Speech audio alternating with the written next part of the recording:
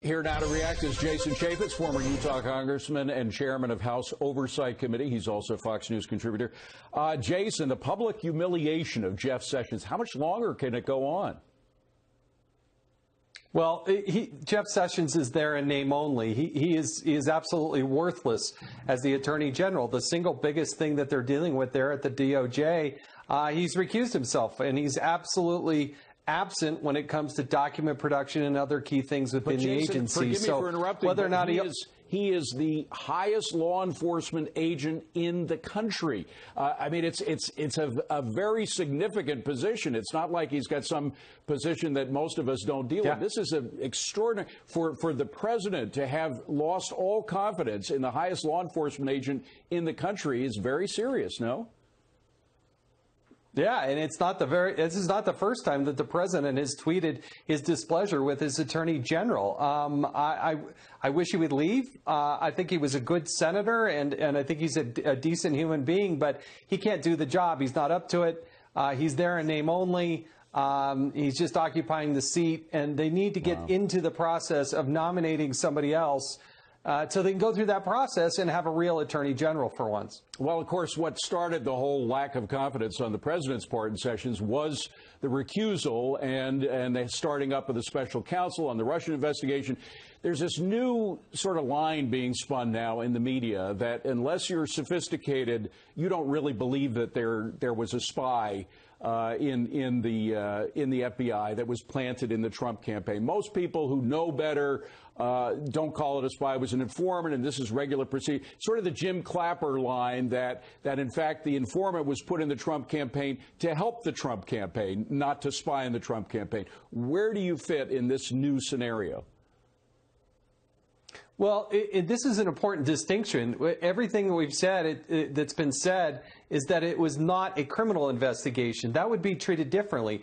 At a counterintelligence operation, that would be different. And what seems to be a break from protocol is that the FBI, the Department of Justice, did not inform then candidate Trump, President-elect Trump, and President Trump. Each one of these steps, they should have informed Donald Trump that this was happening because it was not a criminal probe.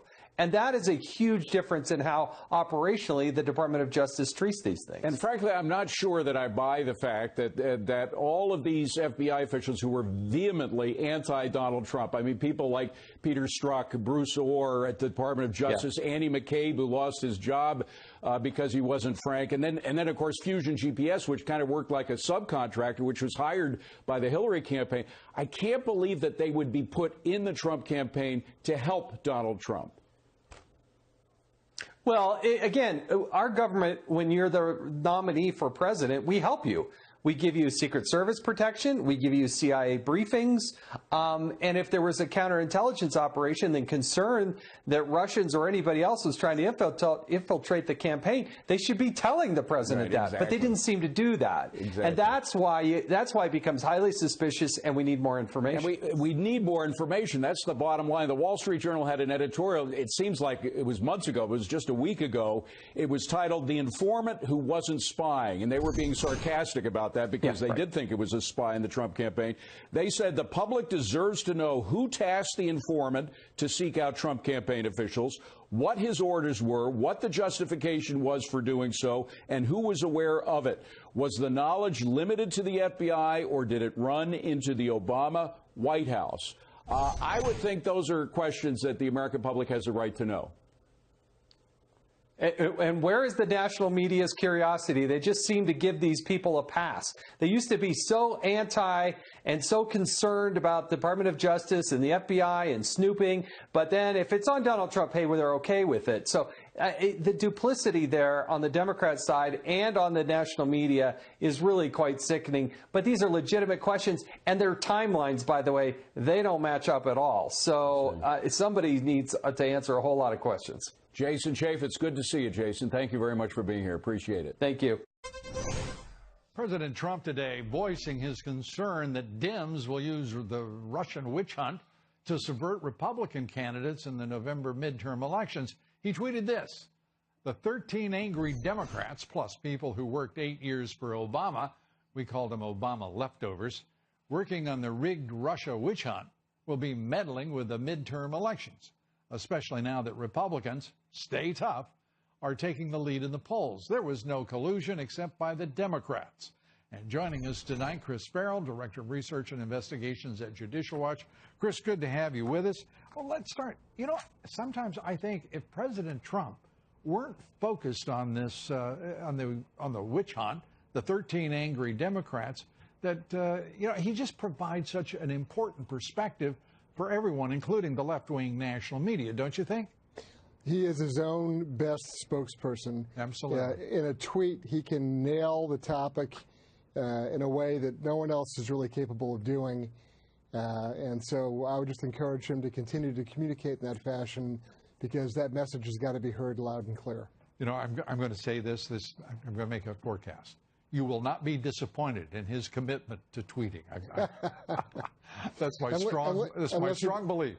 Unless another judge comes out with a crazy opinion about his Twitter account. I don't know. I haven't looked to see if he's blocked anybody, but I think he's, somebody ought to tell the judge to go to hell.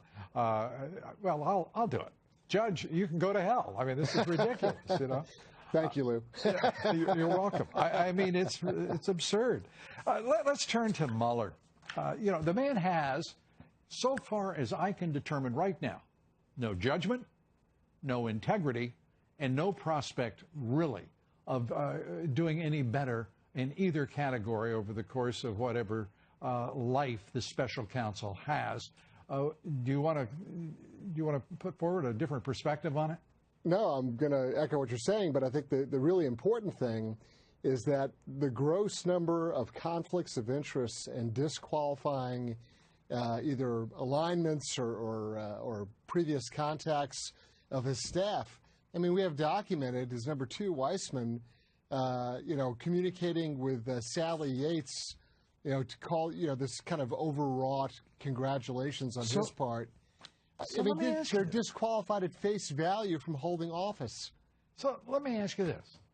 Isn't there someone independently who can assert to the special counsel, you're a sorry son of a gun, and you really need to either improve your conduct and do the right thing here? The right thing, of course, would be to disband his merry band of left-wing acolytes, but who are hell-bent on destroying this president. Why can't we find some voice with the power to do that, the standing? We've mentioned, I've mentioned the ABA. You think there's no chance of that. I agree with you. But why can't there be someone with the standing, whether it be professional or just simply in national regard, who has the voice and the command of the media to say, enough already? Well, the canons of judicial ethics say that even the appearance of impropriety is enough for someone holding, an officer of the court to be disqualified. And let me tell you, Mueller walking in the door with the staff that he's assembled, that appearance of impropriety, that apparent conflict of interest and disqualification has been screaming. So, there's different ways of approaching it. You can have the so-called leadership of the House and Senate to apply pressure. Obviously, the president is a very effective communicator. Rudy Giuliani stepped up and has been aggressive. Judicial Watch has been critical of the entire process. No, but I'm talking about one entity that stands, so far above the others that they have to be regarded, whether it be an individual or an entity. Yeah. I just think the president talks about fake news. He's branded them so aptly. There's got to be a brand waiting there for the judicial system in this country, the legal profession, because what this really means is that there isn't enough conscience sitting in those courtrooms and those benches and in the legal profession itself. I mean, Alan Dershowitz comes to mind. He has been individually, I think, very spectacular. Yep. Jonathan Turley, Georgetown law professor. There are a handful of people who've stood tall in these moments and berated a legal profession and a judiciary that is bringing almost as much, if not, well, you can argue the degrees, but certainly a commensurate amount of shame to themselves as has the journalism community in this country.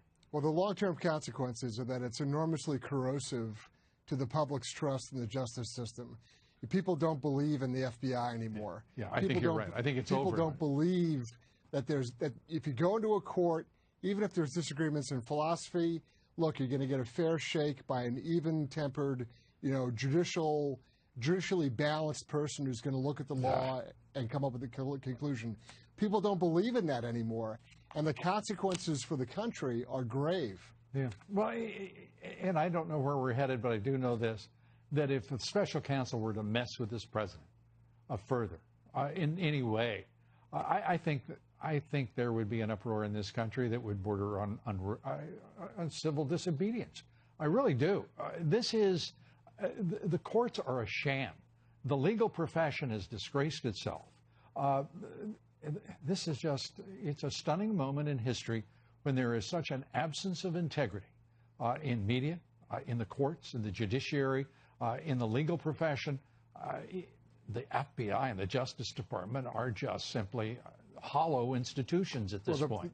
The problem is, Lou, it's going to get worse because this whole Spygate fiasco is going to continue to unravel, and all the details about Strzok and Page and McCabe, there's going to be 3 senior officials testifying next week who had retired from the FBI. There's going to be revelations about what's called undisclosed participation in U.S. organizations, which is in violation of an executive order.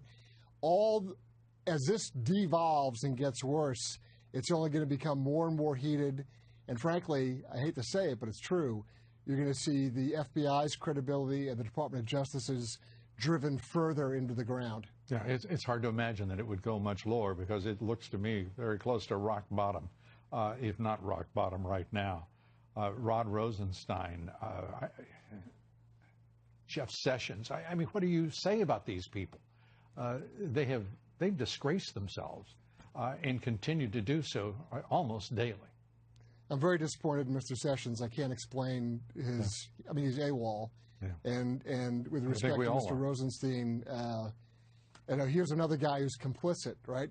He's right in the middle of it with respect to Mueller and all the staff there. Yeah. And the notion that the guy who recommended the firing of Comey is now appointing a special counsel. No one can explain that. And no one seems to even blush that they are unable to do so and refuse to do so as they stonewall the Congress and the oversight committees. They do so without shame. But great shame they possess. Chris Farrell, thanks for being with us. We appreciate it.